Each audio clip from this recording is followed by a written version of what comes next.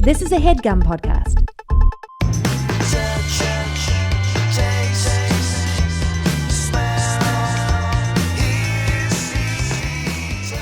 It's a very busy day, and I dropped my daughter off, and then I have a 4-year-old. You do? Yeah, Holy shit. I got remarried to somebody that... Oh my goodness. Yeah. All of a sudden, it's like she's got a daughter. I guess I'll sit here. Well, do you want me to... Oh, no, that's fine. No, I always... If the camera's already set up there... I always give the guest the option to sit in the chair or sit in the thing. Oh, okay.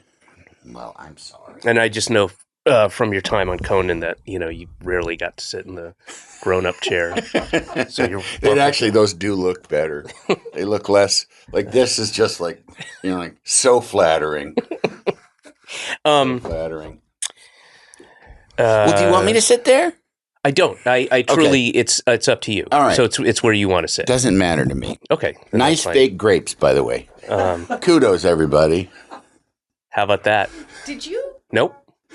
What? He didn't talk to you about that ahead of time? About the fake grapes? No. We're both assholes. Okay. So that could be very well. Oh, it's not a joke. It was an observation. I didn't make any jokes. So, is this my third time here? Fourth time here in the LA studios? Yeah.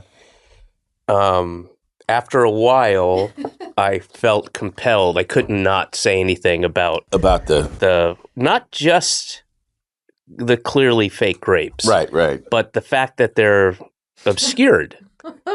They're not where you would one would put them if you went to the trouble and the expense of getting fake grapes. Right. Why would you hide them? Is it shame? Is it well, it's insecurity. Yeah. It's insecurity. It's being torn between the urge to get a bowl of fake grapes for the set, because you got to put something here. None of this means anything. Sorry, that was given to the studio by Putin, and it was, and and Dennis Leary. I don't know why, but Dennis Leary and for you, Putin. Barbie Radio.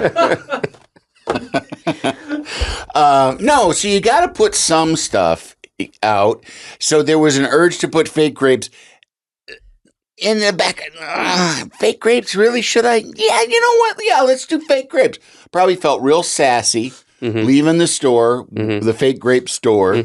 Got here, and the insecurity set in. Right. And it was It's one of those things, it's when you, and this happens with a lot of fake food products, but you purchase them, and you're at the store, and you're like, you know what? This fake sushi platter is pretty cool. But then when you take it out of that context, when you take the fake food, plastic food, away from where you originally saw it, all of a sudden the fakeness is more apparent. Yes. And a source of, eternal shame and discomfort. And I honestly, there's something I find endearing about the fake grapes. Thank you. Yeah, I do. I do. There's something. It's kind of because I had family members that had fake grapes. Yeah. And so it's like it's comforting. It shows an attempt to at least hearken back to an age of plenty. Sure. A cornucopia spilling forth with bounty. Except it's plastic. Yeah, I think that's what is distressing to me, is that there are real grapes within a couple blocks from here. Right. But there's a 99-cent store on the corner. So much upkeep, though. And you got to watch the grapes. These grapes, set and forget. No, I understand the choice, the trade-off one is making. I just don't appreciate it. I think it's lazy. I think it's irresponsible. I think it's wrong. I think it's slightly condescending. Well, I was parked outside finishing up a therapy session because that's how packed my day is. Well, I appreciate you coming down here. But I saw you walking up. I didn't see a bag of grapes in your hand. No, I'm aware of these grapes. No, but if you were really that offended by them, you could have purchased real grapes. I never said I was offended. You're putting words in my mouth. I never said I was offended. Whatever that whole little screed against it was like that. It was a problem. These grapes are a problem for you. You're saying amplifying. there's grapes nearby. Why didn't someone get grapes nearby? Yeah. I say to you, David, why didn't David get grapes nearby? It's a fair question. I'm a temporary resident of this place. I don't come here. And LA is a place that I try to not get here as often as possible. Right. But these folks, I see what you're saying, because now I'm acting as a host, even though temporarily. Right. But I am the host. Right. So the buck stops with you. Yeah. Yeah. I see your point. But I only say that.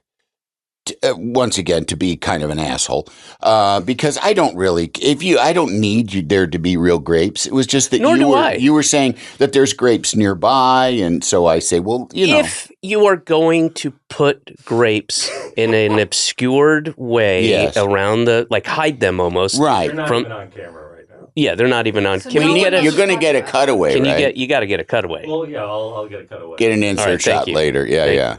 When we're long gone, when we're just gorging ourselves on real grapes afterwards. Also tables, bowls of grapes on tables has a problematic role in California history, because in Ronald Reagan's inauguration dinner, he made a point to put bowls of grapes on every table as a slap in the face to the Farm Workers Union, who he had, made a lot. Is that true? He had made a lot of hay about I'm not going to bend to their desires for unionization of grape pickers. Right. So he was saying, I didn't know. One of my, I think the America's downfall started with the joy and the gleefulness of the act when Reagan was sworn in. Yeah. You may not know this, but prior to Jimmy Carter had put solar panels on the roof of the White House. Right. I do remember this. Reagan and his ilk tore them down, almost in a rolling coal kind of way, fuck you. Yeah. And I think Melania Trump did that with the Obama's vegetable garden. Yeah. There's something about malice. Yeah, but and everybody loved it. Ha, fuck you. And take care of the earth. Yeah, it was stewardship. Fuck you. And they loved it. The people loved it. Thought it was great. In much in the same way that the grapes on the table represented. Fuck you to workers. People picking grapes. Yeah. Fuck those people. Yeah. The people picking grapes. Do you know where Reagan or his cabinet stood on the plastic grape industry? They got to be pro, because that is pure petroleum, baby. He could melt that down. And, you could run your the scooter Hanukkah story on that.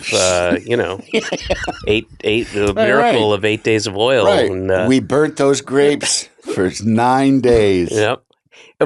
Now, one thing I remembered, we've known each other for a long, long time. One thing I remembered, we were sharing stories about, I had worked at a jewelry company that manufactured earrings, and I had to do collections occasionally, and I would have to call, and there were lots of funny names of stores. The ones that I remember was the two that I remember. One was Things. It's a cry for help. Things. And then the other one, which is absolutely it was my all-time favorite until you told me yours. But it was Just Earrings and More. Just earrings and more. It sounds like somebody took on a business partner at some point. Where Just Earrings is we gotta So it's not working out. And somebody came in and was like, look, I'll buy half the business, but we got to have more. Okay. But people are going to be confused because they know this business is just earrings. Well, that's on them. They got to figure it out. We also have lawnmowers.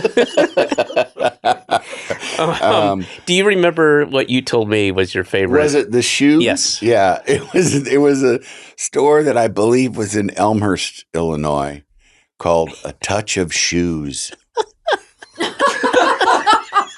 A touch of shoes. I want something to cover my feet, but I don't want to be too obvious about it. God, Just a touch of shoes. And you would think they would only sell flip flops, Right? but or they just, didn't. Yeah, or just like a little piece of leather that went over your toes. You know? Hi, I was walking by your store, and this may be fortuitous, but I am looking for something to put on my feet. Mm-hmm. As you can see, I am barefoot. And I don't want to do a whole shoe. Yeah. Nobody has time for that. Seems trying so hard to put on a whole shoe. What do you think the thought process was? I don't know. A touch It's of probably just sounded classy. Well, that's it. A touch of class is. Yeah. And then there was also, this isn't really this kind of the same thing, but as far as trying to shoehorn a idea into something, when I lived here back in the 80s, mid 80s, I was here for a little bit, and I lived in Westwood, and there was a taco place. And the Terminator had come out. It was a very popular movie at the time, and they had a taco called the Taco-minator.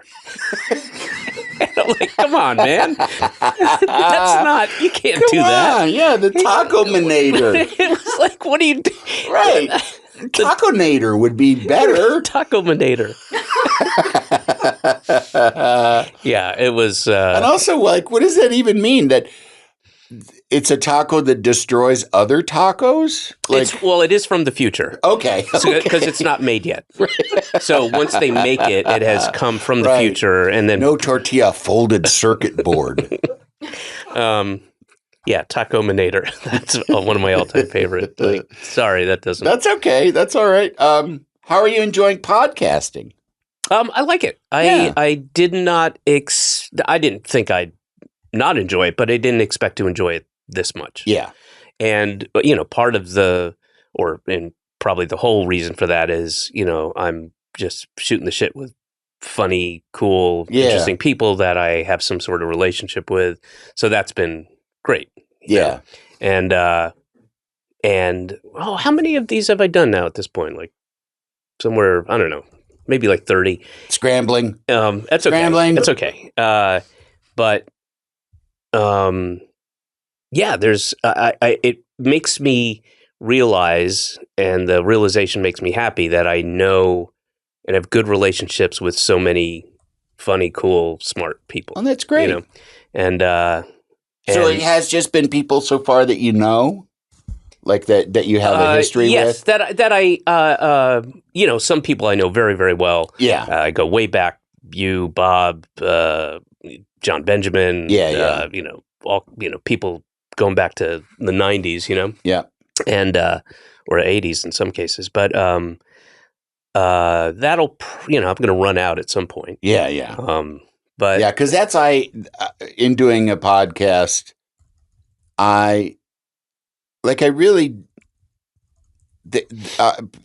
when people ask me about it, I say I don't talk to anyone I don't want to talk to. Yeah, which is not the case. Like on the Conan show. Of course, yes. You got to talk to people that you don't really want to talk to. And it's a forced conversation because they're there to promote something. Right. And everybody's, even in the podcast world, a lot of it is promotion. Like people will come on. Not in this. Not in this one. Yeah. This one is much more sort of just organic. And although I will be definitely selling my brand of chicken chili later today. Do you make chicken chili? I make chili. I do like chili. Although I married a vegetarian, so I don't really Why were you forced to? It's a tax thing. Oh, it's like I save so much money. Okay. Specifically, if they're vegetarian. Yeah, it's a legume subsidy. So Big legume got behind it. So who thought it was a good idea to marry you? A lady, a real lady. Do I know her? Have I met her? I don't think so. She, her name is Jen Herrera Richter, Jennifer Herrera Richter now. Oh, well, that's convenient. She doesn't have to change her. It was so easy. Oh, my gosh. Really made swiping right an easy thing. No, she works in the music industry. She reps directors for music videos. Mm-hmm. So she's like an agent for directors, but for music videos and also commercials. But she's not crazy about commercials. Commercials are boring. Yeah. Whereas she really likes working in music videos because everyone's insane and it's fun. And I bet she must have some diva stories. She's got some great stories. She's hugely. Can you tell me one without saying a name or? Oh, I can tell you like a really great Morrissey one. Oh, that fucking guy! Jesus, a really great Morrissey one that she was friends with somebody that worked for Morrissey. Mm-hmm. And they did one he did a concert in Manchester, his hometown. Yeah. And there was there was an after party and there was even like a very special, specific Morrissey VIP room beyond the VIP room. And she got to go in because Jen got to go in with her friend and she just was kind of sitting there. But she had seen Morrissey. Morrissey she'd had repeated exposures to him from being with her friend. And she said it took like 10 times before Morrissey was like, oh, hello, you. Like the first 10 times she didn't exist, but then. Right. And so they're in this room and there's like guys from Manchester United, the football team there. And she said like one of the guys, and she said there were a number of them that had Morrissey tattoos. Wow. And that they were locals and that, and one of the guys. They were part of Man U. Yeah. Okay. They were players. Okay, got it. But we're also local boys. And Morrissey meant so much to them. And this one guy got up, he had Morrissey tattoos, and he got up sort of impromptu, got up and just was like, I want to toast Morrissey. I want to say how much you've meant to me. You're my hero. I love you so much. And you do Manchester proud. And tonight was a wonderful night, blah, blah, blah, blah, blah. So here's to you, Morrissey. And he drinks. And then afterwards, Morrissey goes, thank you. Now you go. And made somebody else do it. And when they were done, he went, your turn. And he went around the room making everyone stand up. That's kind of funny. And say how much Morrissey meant to them. Yeah. Yeah. I saw him, I've seen him a couple times and he's, absolutely amazing. But you do have to get past the pompous narcissism. The personality. Yeah. I mean, it's tough.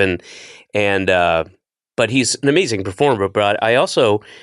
I'm friendly with Johnny Marr and the late Andy Rourke, and those are two of the nicest guys, sweetest, nicest human beings. Yeah, I mean Andy passed, unfortunately, but and he's probably still nice. It's I just like what was that like? I never asked either of them, but how did they? Yeah. Deal with such a fucking pain in the ass. And also another Morrissey story via somebody else, but the directors Jonathan Dayton, Valerie Ferris, husband and wife directors. So they're great. They're amazing. Two of my favorite people. English? No, American. Oh, okay. And but I remember telling this story and they were like, "Oh, we shot that. We did that." And it was long time ago. Smith had, just started popping, and Morrissey did an interview on MTV. I've never forgotten this because it was so annoying. He wouldn't have anybody ask him questions. He had them written on little index cards. Yeah. And then he would look at the index card, show it to the camera, and then give his answer. Like, why? What is the point? What are you doing? You don't want somebody to ask you. These are questions that they were going to ask, but that a human being would have asked. Yes, in the conversation and doing their job. And then he had them write them down and then give them to him. And then it's just, what is the Well, I don't want a loathsome person there, you know? Yeah. Yeah, no. He's he's an amazing talent. Although I've seen him in concert a number of times, and I have grown tired. Yeah, in later years, I saw him on a double bill with Tom Jones, and Tom Jones went first. And I've seen Tom Jones in concert a number of times. That guy brings it. Fucking one of the best. The white James Brown. Well, I don't know about that, but like what I love about him too is that. Do you think James Brown is the black Tom Jones? We should figure this out. Gosh. And who's the Asian Neil Diamond? I think more of James Brown. I think more of James Brown is the black Vicente Fernandez. Guys, Google. Oh God, Google Asian Neil Diamond question mark exclamation mark. No, but I saw Tom Jones and in a double bill, and Morrissey, headlined, and within 3 songs we left because just in comparison to Tom Jones, it was just like no, thank you. I saw a secret show at the Bowery Ballroom, which is nice and kind of intimate, and it was one of those things like got to call it like 8:00, like. Shit, dude, Morrissey's doing a secret show. Oh, wow. And Amber and I ran down there, and there were like a lot of mini Morrisseys in the crowd, and one guy had what is the flower? It's like he had a bouquet of flowers that are orchid. I think it's an orchid with I'm not going to be able to describe it, but a very really fancy. Really thick stems? Yeah, and like a tall. Is it a white flower? Looks like a bell with a yellow tongue coming out. No. Oh, okay. Anyway, they were fancy. Because you said it, and I pictured dahlias. That's what like the Frida Kahlo flower. No. Oh, okay. Anyway. And yet you guys criticize the decor in here. What? Because I don't know a fucking flower? Yeah, we can't. No flower. Yeah. That's a lot different than buying purple grapes and hiding them in a lucite table. Yeah. It can't be hidden if it's lucite. It's clear. It's obstructed. Yeah. And it's purposely put in there and not on top because I know that because I mentioned them, and then when I came back, the grapes were up on top of the table. Oh. People have to put their drinks up there. I think we found who's responsible for the plastic grapes. You sure did. Well, you could take them home. Just take them home. Look at this. That's Put them in your house. Nice. Here's the thing. Yeah, make a hat out of them. Carmen Miranda it up. That sounds nice. You're already fighting an uphill battle with all the people who trot out that cliche trite thing of like, everything's plastic in Hollywood. Everything's phony. And literally, this cactus. We can't have a real cactus in here. There's Why? no light. There's a plant behind you, too, that's fake. That's fake. Yep, fake. I don't mind. I mean, you got to have something. That's behind you. That's fake. That's fake. When my first TV writing job was in Chicago. There was a DJ, a morning DJ named Jonathan Brandmeier, who was a huge, Howard Stern, but he was more goofy. Like he did parody songs. Right. Like there was a guy that was caught fucking a cow at the Lincoln Park Zoo. Well, caught. Yeah. He was caught fucking a cow. And so he wrote a song, Moo Moo, I Love You, that was a huge, best thing in the world. But he got a TV show deal, like a syndicated during the Arsenio into, I think maybe Joan Rivers into Arsenio. he got a deal for a syndicated talk show, and a group of guys I did improv with, we got hired to be researchers. And it was at the PBS Is that how they got away studios. with paying you less money? Oh, absolutely. Yeah. Absolutely. And we knew it. We knew it, and what the fuck were we going to do? Yeah. There were 2 writers, and then there were like 6 researchers. Yeah, that's what Reagan did. That's much funnier than the writers. But there was it was in the PBS studios. There was a current affairs show with this guy, John Moyers, I want to say, maybe was his name. Bill Moyers? No, it wasn't Bill Moyers. I can't remember the guy's name, but he was on. It was 5 nights a week for an hour, kind of a Charlie Rose public, very serious show. Right. And there was bookshelves, like it had bookshelves. And one time we were walking by there, and I was eating a sandwich, and I took a piece of ham out of the sandwich and tucked it between 2 of the books so that it was hanging out. And that, like, for 3 nights, I tuned in to see it's right behind his head. That's awesome. A piece of ham hanging that. out right behind his head. But it took like 3 days because once I did it, I was like, oh, I got to go check and see if the ham's still there. Oh, it's still there, Yeah. But it was so exciting, and I'm sure that some what the fuck. There's a fucking piece of ham in there. Yeah. Get that fucking ham out of there. With Father's Day right around the corner, what do you give to the man who has everything? Easy. You give him an experience he'll never forget. You give him Omaha steaks. A world-class dad deserves a world-class steak. The Father's Day experts at Omaha Steaks have made it easy to put a smile on the big guy's face this summer with hand-selected packages like the Deluxe Father's Day Gift. For just $89.99, this package includes a mouth-watering assortment of Dad's grilling favorites like Omaha steaks, butcher's cut top sirloins, juicy boneless pork chops, deli-style gourmet jumbo franks, and their legendary Omaha steak burgers. Go to omahasteaks.com and use promo code SENSES at checkout to order the Deluxe Father's Day Gift and get 4 additional burgers absolutely free. That's 24 unforgettable entrees for just $89.99 when you use promo code SENSES at checkout. If there's one thing we know, it's that dads want steak. Don't wait till the last minute. Go to omahasteaks.com and use code SENSES and get the Deluxe Father's Day Gift today, plus 4 free burgers. When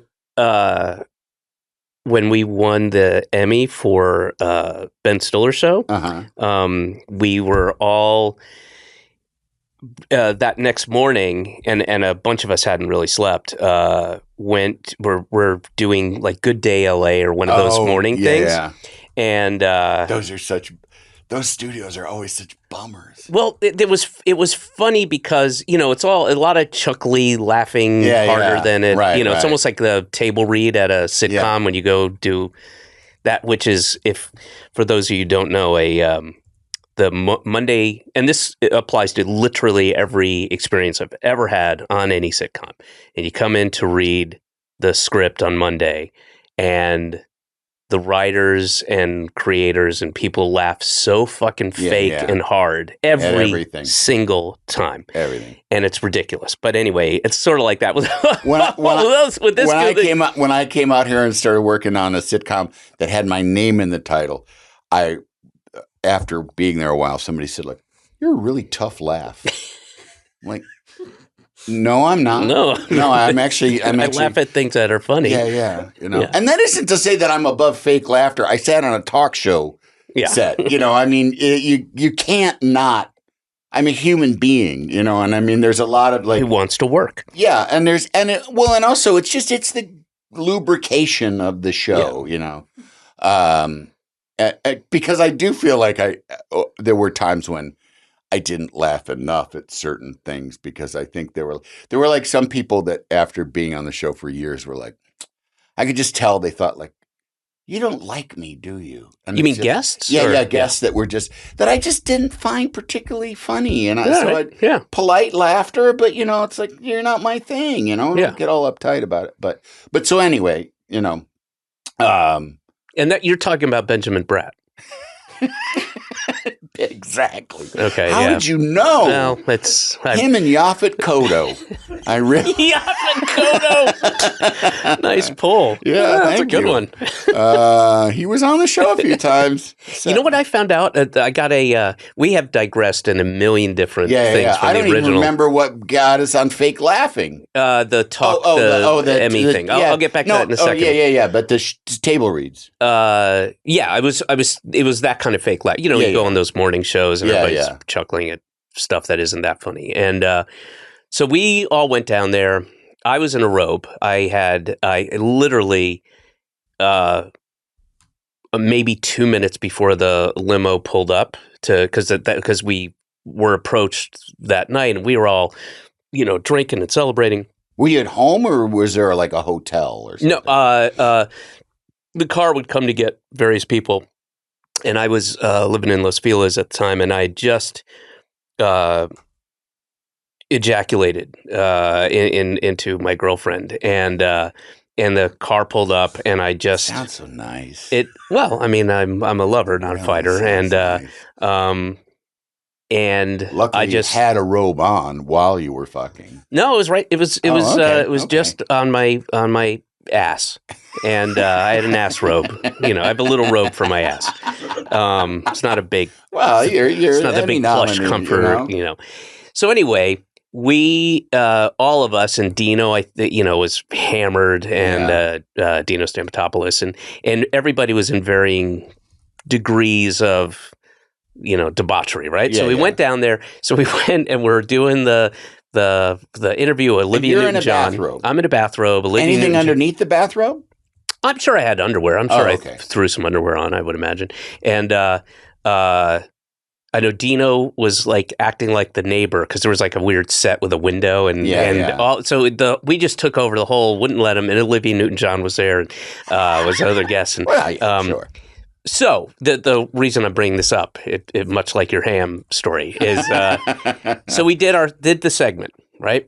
And so once they roll over into the next hour, the 9 o'clock hour, they start with the news and it becomes serious again. So it's like a 2-hour show or whatever it is, or an hour we did our half-hour segment, and then people tune in fresh for 9 o'clock.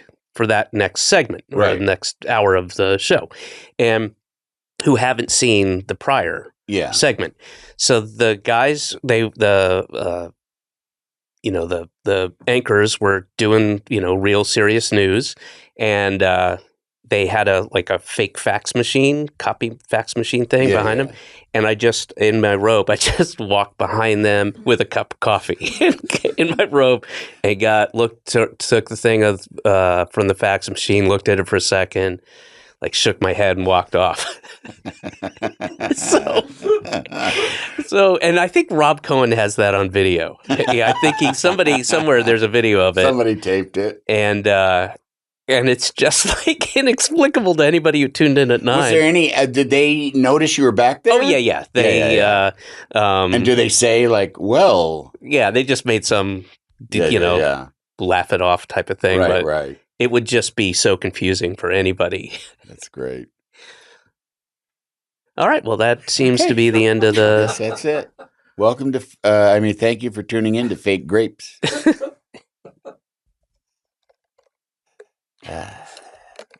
What are you out here for?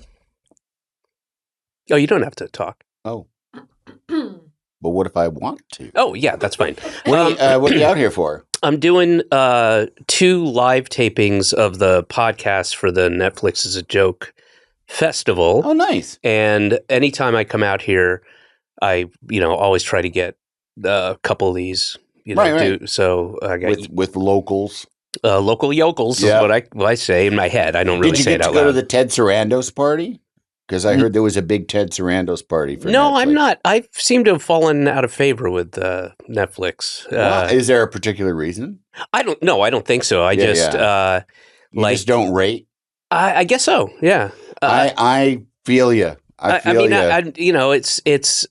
don't take it personally. I mean, it's a little bit of me does, but not really because it's a business. But I did a number of things for them, and then I can't I've I think the last 4 or 5 projects, 6 maybe, I brought to them, whether it was just me or Bob and I or different various people. They've just passed on and didn't even want to hear the pitch. Like one, I'm going to say, in fact, the latest thing that Bob and I are doing, we're going to go at the end of this month, go climb Machu Picchu, and we're going to shoot it. And but they didn't even want to hear the pitch.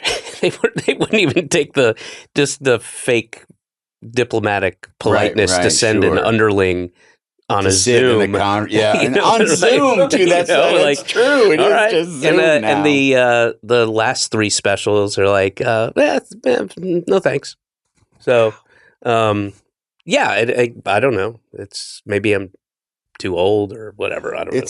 I do think it's the old thing because I feel. I mean, it's not specifically with Netflix, but I certainly do feel like I am. Like things that I used to be asked to be a part of or be in or stuff. And I see, I'm on social media as a person in the world looking at social media, and I'm like, hey, that's a thing. That thing right there that everybody's having fun doing, that'd be a thing I would have been doing 5 years ago.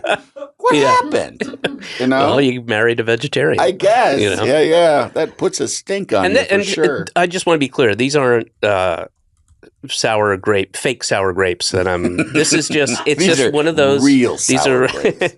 It's just it's a thing. It's a strike. It is something that it's it's like gray hair.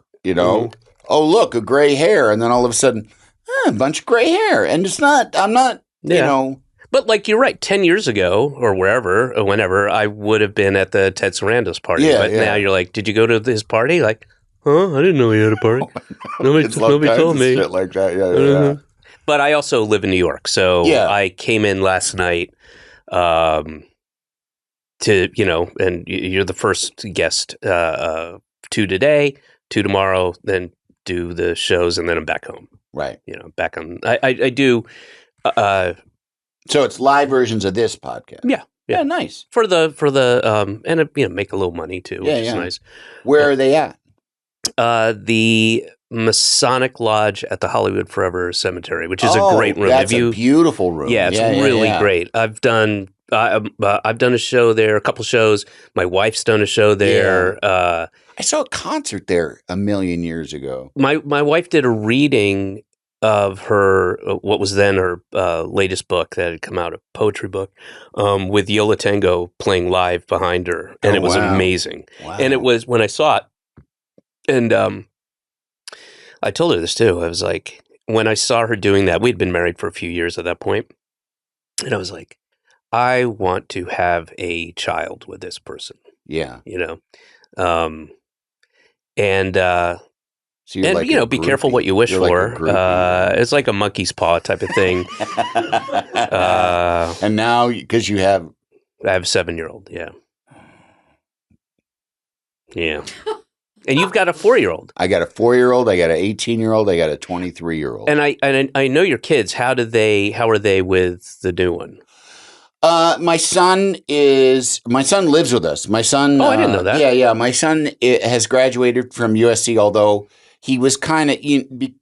He went to college during COVID. He went to art school during COVID. So it was all fucked up and weird. Feels so bad for those kids. Yeah, man. it was kind of, it's okay. We're a very adaptable kind of ape, we humans, but it's okay. But yeah, there was. I know, like, I know a lot of friends. I have a lot of friends who have kids that are, were in high school during COVID, and it was just awful for them. Yeah. I mean, we got kind of lucky that I guess Marla would have been 3 and 4 during COVID. So that was it's kind of easy to hunker down. It's easy, and it's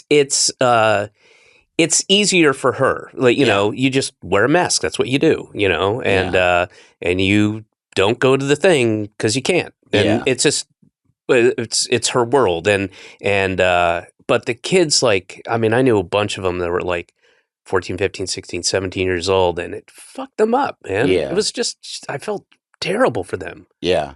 Yeah, I mean, because my daughter's graduating high school, and so I think like her freshman, sophomore year were very, Zoom classy kind of shitty. It's weird, and there will be lots and lots of like theses wrote on the children of COVID or whatever, because it's got to have. I mean, it's because like for my son, like I just read articles about like how hard it is to be and specifically like a 23-year-old male, like a early 20s male. It's a very particularly difficult time of life.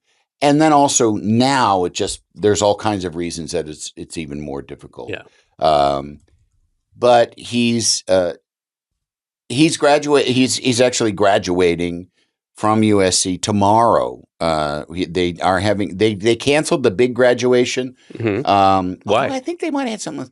I think it's all this protesty kind of stuff. Protesty? Yeah, protesty stuff. With the emphasis on you testy. Sound like such an old Midwestern I know. Well, man. Yes, absolutely. Well, guess what? Get off my lawn. Guess what? These guys. It's because arms. I don't know specifically. When you say, I'm assuming it's because of safety and whatever. But I imagine that because there's so many of them that have been canceled. They know that they will. The governor or the president of the university or college will call in police to potentially shoot some of the kids, and they don't want that to happen. Yeah, I mean, who does though? Really? Well, they do. I don't. No, all the people, all the Republicans and conservatives that were bitching about free speech, and then they're canceling people who just have an opinion, and they won't. The campus. This is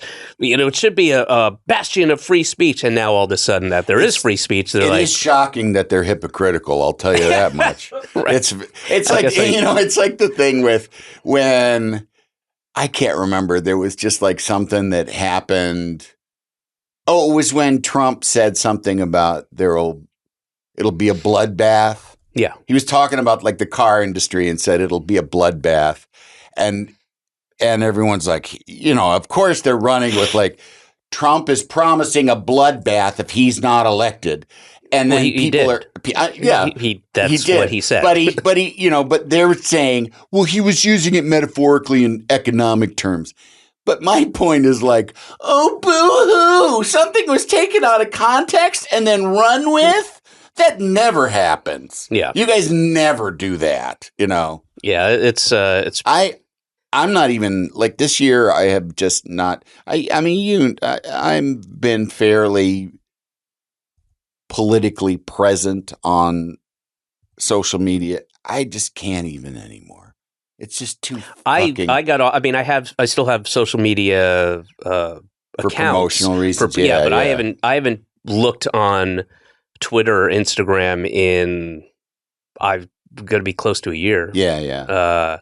I just stopped. Yeah. Because... I don't do Twitter. And I don't really... I miss... There were some really funny, sharp people on there that I followed, but I don't really miss it. And it just made me upset.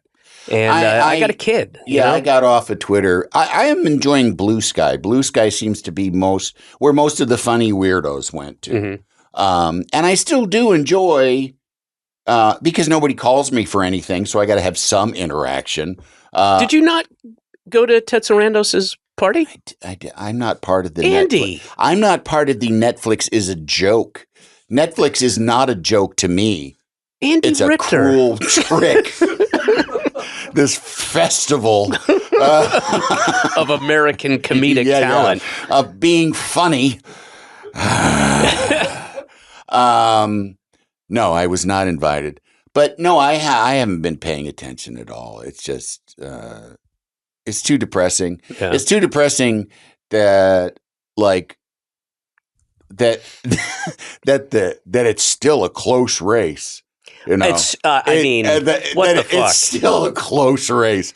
That is just did you see what I want to move. I'll move to, I don't care. I'll move to fucking Antarctica. This place is fucked up. It is. It's amazing. It's a close race, folks. Yeah. Neck and neck. The rapist. between the kindly old man who's too old He's and too the old. fucking vicious fascist prick that's too old. It's a neck and neck race. Yeah. So I am hesitant to make that dramatic claim that people, like if Trump's elected, I'm out of here, because it's not the case. But Right. It's a possibility. It's a possibility, and it's Yeah. just about my daughter. Yeah. It's not. I'll be fine. I live in New York. I got money. Yeah. We live in a progressive, cosmopolitan, awesome place in Brooklyn, and it's our life is good there. It's just about her life. If things get, by degrees, and here's the other thing. It really is true. If Trump is elected, him and his ilk will be in the White House for decades. Yeah. They're not leaving. Yeah. And they've already set it up so they don't have to. Yeah. And the America that we knew is kind of gone. It's not going to be overnight, and it's not going to be dramatic at first, but it will be gone. It'll be minority rule, which it already is. Yeah. And but that'll be further cemented, and it just isn't going to go back in, for generations and generations. I mean, my feeling about it would be like yes, I would want to safeguard my daughter's future. Mm-hmm. I mean, both my older kids are adults, so I can't force their hand into doing whatever. They're going to do whatever they want. But it also, for me, would just be like, no, if he gets elected, I want out, because no, fuck this. You people, I don't want to be a part of this anymore. Mm-hmm. If this is what we're going to do, it's like, it's like leaving Twitter. Like, yeah, you could stick around and still crack your jokes with your friends, and but it's like, no, I'm out of here, because if this is what you guys want, mm-hmm. and if this is what, because there's all kinds of, it's just the Electoral College. If we wanted to stop the Electoral College, if we as a country mm-hmm. wanted the Electoral College to be abolished, it would be abolished. Yeah, it comes up every year. Don't. Comes up every year. Yeah, and if that's what we want, that's not what I want. Right. And the UK is no paradise, but it's at least a new shitty place. Like, I will be done with this shitty place that purports to be all of these things. That they're not that thing. But now it's like, no, really, they're not even pretending anymore. Yeah. To be all these beautiful, wonderful, democratic, open-minded, loving Christian things. It's like, no, they're not even pretending anymore. They're not. No, they stop because they don't have to. Yeah, because it's like, yeah, we'll show you. Whitey will rule. And how many, and this goes back to since I was a kid growing up in Georgia, but how many, family values, whether these are politicians or preachers or, whoever they're connected, family values, the moral majority guys are caught, fucking women while their wife is in the hospital with cancer. Their second wife, because they cheated on the right. They cheat. She was a cheat. Or just being straight up pedophiles. That's the other thing. Mm-hmm. Or pederasts, if you're a semantic fan of semantics. It's it's just it's a mean, stupid place. Yeah, stupid. I know it's always been, but but at least we pretended.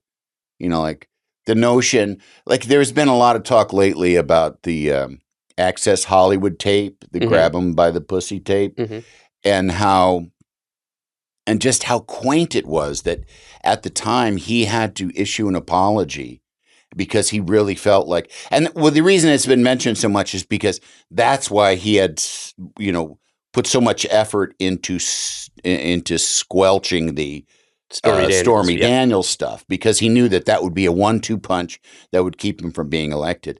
But it did Access Hollywood tape was, because the Stormy Daniels stuff, he probably wants his money back. I can't believe I blew $130,000 silencing this woman in the story. Yeah. When I didn't even have to. Nobody gave the a shit. Access Hollywood tape wasn't enough. The Access Hollywood tape wasn't enough. There was, all it took was, there's still questions about Hillary Clinton's emails. That was enough. Yeah.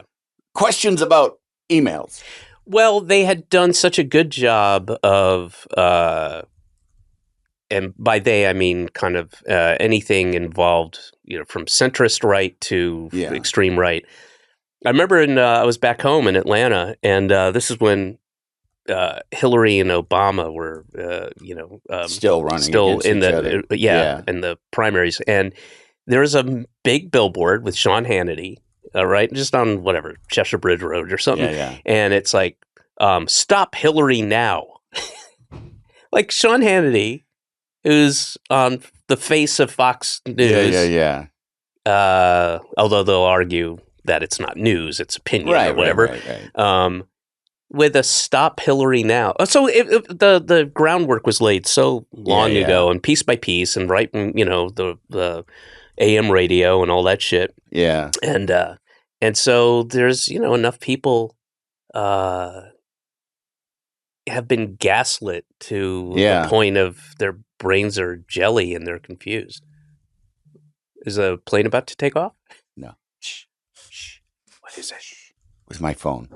What does it want? It's probably an emergency call. Someone's probably ill. Is there an Amber Alert? It's probably a family emergency. Okay, do you want to? No, it's fine. Listen. What? A dying relative doesn't get in the way. Shh, I don't want your phone to hear. Oh, it's all right. It's under my big fat leg. We'll put it under your tiny skinny leg. There you go. That's better. No, just the thing is that at one time the Access Hollywood tape would have been enough to stop someone. Yeah. And now just like, that won't stop anything. And that's where I just am like, oh, it's just too gross. It's just too. It's my sister. It's probably Trump. It's my sister. Stop bagging on me. Put it on airline mode. I'll also put it on do not disturb. There. I should have done that in the first place. I like how you refer to airplane mode as airline mode. Did I say that? Yeah. It's very old man kind of. Again, David. Put the phone on airline mode, God damn it. And then it'll stop if you put it on. One of the things that makes my skin crawl about my mother is things like airline mode. And I catch myself fucking doing them. And you have become the thing you loathe the most. Isn't that the way it is, though, folks? Isn't that I don't know what's my camera. I'll tell you what. Isn't that the way it is? I have more than ever before in the past. I have been on stage doing a set, and I will say something like and I turn on the internet and turn on the internet. What? And a couple of that's happened like a good 4 or 5 times. I'll be on tour and I'll do a set, and just a thing like that, just comes out, and I always catch it, but at some point I'm not gonna catch it. My kids make fun of me for saying stuff about it's on it. It's what's it on? It's on some cable channel. What's a cable channel? Like TNT, or you mean a TV station? Like TV channel? But cable, there's no cable. But I mean, even as a young man, I was not technically proficient. Yeah. And I'm certainly even less so today. And my wife will have to, my computer's all fucked up. It's frozen or whatever. And she's like, oh, you got to go. And she'll get on there in 5 minutes. You have to get this update and empty your trash and turn off your Adobe or whatever the thing is. And I already feel so bad for my daughter who's going to and I've seen Amber with her folks. Like, at least your dad did you that favor. You don't have to help him with his computer. I think my that mother-in-law, these children will be embarrassed by me and my lack of technical proficiency. I'd better leave now. Is that a Leeds accent? What I don't accent know. was It's that? just English. Yeah. I don't know what your Not dad really. sounds like. I mean, I Leeds haven't, is up. I haven't Is talked to him sing-song. in a long time. So. Oh, Leeds is up and down. Oh, up and down right. it is. Oh, these children. Oh, I'm they- going to be such a burden to them when I Well, can't no, find he's- out how to get me emails. He's not Irish. Scots Irish. Oh. He's not a leprechaun. Oh, abandonment sounds good to me. Right? No, I think I'll. Well, he's not an old witch either. I don't know where you're I'm going gonna with any take of it this. on the lamb. Fuck these children. Yeah, I feel because I've watched my wife have to deal with her mom and dad, Yeah. who are old and older, and my mother-in-law cannot handle the idea, and I've watched it. I've watched the meltdowns happen. The idea of not having a hard copy of her plane ticket. Oh yeah. The idea of putting it on her phone Yeah. is just makes her worried Nervous. and anxious Yeah, and yeah. nervous and just will break down. It just Yeah. like, as a person, like catatonic in the corner weeping. Like Yeah. she has to have a hard copy of the ticket in her Yeah, hand, yeah. printed out. And like, you know, and my wife would be like, "Mom, it's fine. You just put it on here. Here, I'm going to take a screenshot. It's going to go right here." Yeah. No, Amber, no, I just please print it out for me. Like, wow. And I know that my daughter is going to have to deal with that, us. the latter-day version of that. Yeah, yeah. You know, Do you, when you're on stage, do you ever use your phone as notes? Like if you if I you've don't- jotted what- something down. yeah, not really. I always have I tape every set, even when I'm on tour, and I have either a Zoom recorder or a flash drive. Right. But I Give it mean, to like the- a notes about like what else is there? Oh no, I have pieces of paper. Yeah, see, I see people, and I don't know why it makes me crazy, but when I see young people get up to do stand-up and their notes are on their phone, or I've seen people like giving speeches, or I even once like saw somebody doing a eulogy and using their phone. And there's something that is so offensive to me about that. And there's no difference in a practical sense. It's more work. I would just have a piece of paper Right. and I read I know, it. you and don't I have to open up anything. Yeah, I you don't don't have to have to- worry about it turning off while you're doing it. Yeah, I don't. I But wouldn't there's do that no, for I that don't know reason. why it offends me so much. And I've asked myself, why is that so Because offensive you're old. to me? And that's exactly it. It's because I'm old. Yeah. Yeah. It's like I also too. The other thing I like to do, and that nobody in my family understands, is I now pay for live television through Hulu, and when my go-to of like let's turn on the TV is turning on the TV and flipping through the channels of what's on current broadcast television. Right. And like to my kids, they're like, "What are you doing?" I'm like, "I'm browsing," and they're like, "You're just passing through a bunch of shit. Why don't you just figure out what you want to watch?" You know, like, well, I am kind of. You know, I'm on your side on this. I Like, know, what- it's like I still like the notion that I'm watching something that's But existing. what is their problem with it?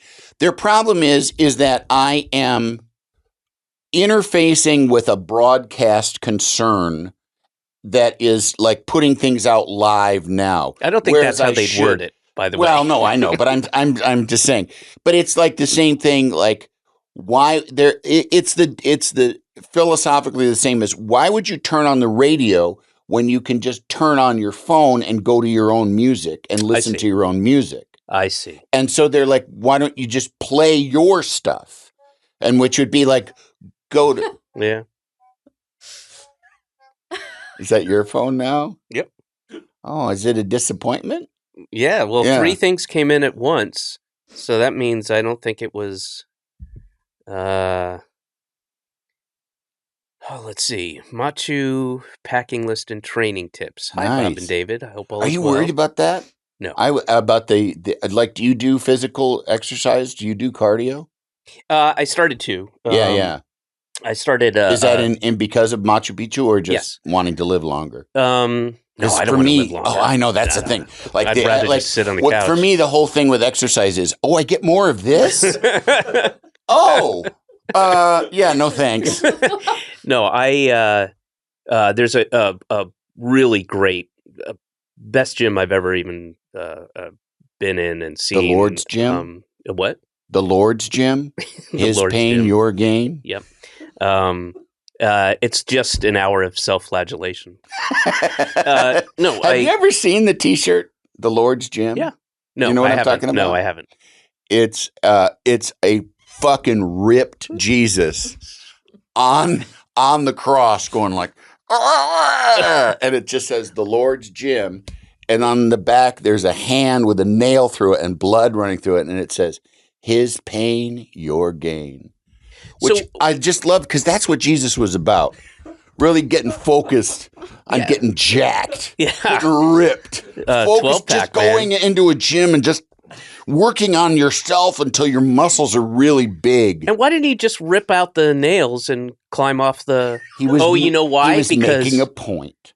He would have. The hands would have come out, but the feet were still stuck in there, and he would have like spun around. Yeah, or just face planted at the bottom of the cross, depending how long it was. Oh, that would have hurt. And in front of the Romans, those guys probably smarter just to die. Yeah, just die. Yeah, he's done fine, by the way. With that, after that whole, Jesus has done fine. Oh, he had a momentary physical pain. Yeah. But he's in fucking heaven. He's in heaven. He's lording over heaven. Right. Whatever. I had an early bit about, like, come on, guys, let's go. Come on. Less time here, more time there. Here, I'll tell you. What do you mean you only got 3 nails? I'll do my feet like this. Let's go. Hit me with the spear again. That's an old. Yeah, why, of course. What was the big deal? He's going to heaven. He's going to see his daddy. And the Holy Ghost, who's not scary at all. It's friendly. Friendly. The three of them together, they're a riot. Unstoppable. God, there's so many other things I wanted to get to within the conversation we keep. I know. No, it's good. It's good because that means you'll come back and we'll do this. I will come back. Yeah, this is fun. Yeah. And I like you. I'm one of like 7 people remaining. That like me, that can put up with me, yeah. We have meetings. Oh, do you? We do. And they get smaller each time? They do get smaller each time. Yeah. Like, what happened to Gary? We had enough. David's dad, where are you going? I'm out of here. Sharon Begora. It's not what he sounded like. I don't know English dialects, the regionals. I do think about this, and I have thought about this, pretty much since he left, but because I know him enough that I imagine him having kind of not an epiphany, but an understanding, like being at a bar and going like, I really did think that I would like being married and having a family, but I'm not. It's not me. I'm not that into it. Mm-hmm. It's not my thing. So I'm going to take off, and let's say I'll see y'all later, but don't count on it. Yeah, probably not. I got other. I thought I'd be into it. I don't like kids, and he didn't get married or have kids beyond that. No. Yeah. No. Where is he? Do you know? He's in New York. In New York City. Yeah. And there have been a couple times, I'll be on my bike or just do, whatever for work or something. I'll be up around where he lives. Yeah. And I don't know exactly where he lives, but I know the general area. And I'll just forget for a year that he lives in New York. And then it'll be like, oh yeah. Oh, my dad. Right. My daughter's grandfather is in one of these buildings somewhere. Wow. Yeah, he's very very similar to Trump in many different ways, where like nothing was ever his fault. Yeah. Literally, he never. Yeah. There's no reason to apologize because it wasn't his fault. He was one of those like, you can't fire me, I quit, guys. Yeah. You're like, no, you're fired. It doesn't Right, matter. right, You right. can't quit retroactively. We just fired you. Well, you can't fire me because I quit. I mean, sure. Right. Okay. Whatever you got to do. The end result is you're fired. You're not working here anymore. Yeah. And but yeah, nothing was ever his fault. And I'm estranged. I'm estranged from my dad too, and it's like it's. And what the saddest thing is that like he had he was estranged from his dad, and I don't like the notion of like carrying it, but what are you gonna do? Yeah. You can't do if a relationship just becomes poisonous, like what do you? Yeah, it's unfortunate. Yeah, you just got to move forward and be as healthy as you can. And it's I know for a fact that he, because I've been in touch with people that he's, family members that he's closer with, not our family, but like his siblings nieces and exactly. And he has put it. He has. He's so fucked up that he truly believes that we were the reason for the relationship to dissolve. A 10-year-old, an 8-year-old, and a 5-year-old. It was like we're the ones who threw him out, and you rejected him. Yeah, like in his world, we're the reason. And he really does. I mean, he's fucked. He's fucked up. He's like as I said, he's very Trumpian kind of like. He's never done anything wrong. He's the good guy. And to the point where I think other people kind of believe him. He reached out. He made an attempt, and which has never been the case. You say it's as if he did, but he never really did. I think that's what he tells some of the people. Like I tried. Yeah, exactly. Yeah. No, he's a piece of shit. No, the victim thing. It's not my fault. Like they just go from one thing to another where just stuff has been done to them, Yeah. That's really common, really, really common with like people that you just got to distance yourself from. Oh, yeah. I mean, okay. Well, not great, but welcome to the bright side. So, Andy, I end every show with a question from my daughter. Okay. To the guest. And what's your daughter's name? Marlo. Yeah. Nice. Yeah. Marlo Cross, Private Eye. Love it. What? I mean, that's her name, right? It's Marlo Private Eye Cross. you had it inverted. Okay, I'm sorry. I should have known. That is a very kind of Brooklyn name. Yeah. There's some fucking my God, the names Brooklyn. Of children. Oh, Go boy. Get me started. My daughter, there's 2 Atlases at my daughter's school. Atlas. Wow. You know who 2 Atlas. I mean, Atlas is actually a mild one, but just the fact that there's 2 of them, like, I just think about, and I hope they're not listening. And if you are, please, I'm a dick. You should know that off the bat. But to be like, let's name him Atlas. Yeah, cool. How unique and special are we? Hey, everybody, first day of kindergarten. Hi, Atlas. Meet Atlas. Yep. There's a 2 doors down from us is a girl named Calliope, which is a Shakespearean name, it's but sweet. It's also it's sweet. But it's also a circus noisemaker. Yeah. All right. Here is the question for you, Andy Richter, from my daughter. Andy, why do you laugh when somebody tickles you? Gosh. Repressed trauma? No, I don't know. I'm sure that there's like a WebMD answer to that, but I don't know what it is. She's not on WebMD. She's. I mean, I think it's a good answer but laughter in and of itself is an interesting sort of reaction to stuff, like we're like I get, like there doesn't seem to be, I guess there's videos online of like dogs approximating laughter, but like I don't even, and I guess chimps kind of laugh, but it's such a weird reaction, such a very specific reaction. I think, boy, what a murky, useless answer this is. I know. Well, she's not here are you going to play this for her? Yeah, of course. Really? You make her watch your podcast or listen to it? Yeah, I make her buy anything I've been advertising on it. So she has a diet meal plan.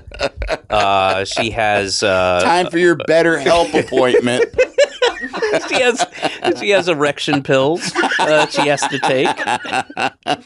Daddy, I don't want to drink this coffee. You will drink this coffee. No, I guess what I would say to her is like probably because it makes us nervous, and that laughter is often a reaction to when you feel nervous. It can make you laugh in a way that is sort of involuntary. You don't even really know why you're doing it. Okay. Will you guys go on WebMD and find out the real answer? Thank you. Andy, Richter, thank you so much. Hey Siri, why do we laugh when we're tickled? To do that, you'll need to turn off airplane mode. It's airline mode, Siri. I said it's airline mode.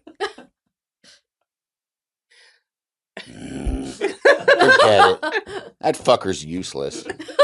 I had to change Siri's voice to a man. Why? A male voice. Because I didn't like calling my phone a cunt. Well, you could still do it in like the British way, where it's just going. Yeah, I know. That's idiot. so much more fun. Yeah, because it is such a good word. But the Derek and Clive bit. No, this bloke comes up to me. Oh, dude, I'll look it up. One of the funniest. Yeah. Top 5 sketches ever. Yeah. Just Google it and listen to it. Yeah. Bloke comes up to me. Derek and Clive, which is Peter Cook and Dudley Moore. Right. And I'm just laughing. It sounds familiar. I think I've heard. It's really just great, classic. Yeah. No, but anyway, so yeah, I had to. I can if call. you're at home or listening to this podcast or watching it, do yourself a favor. Check out This Bloke Comes Up to Me, or Bloke Comes Up to Me, Derek and Clive bit. All right, radio bit. Right. Thank you.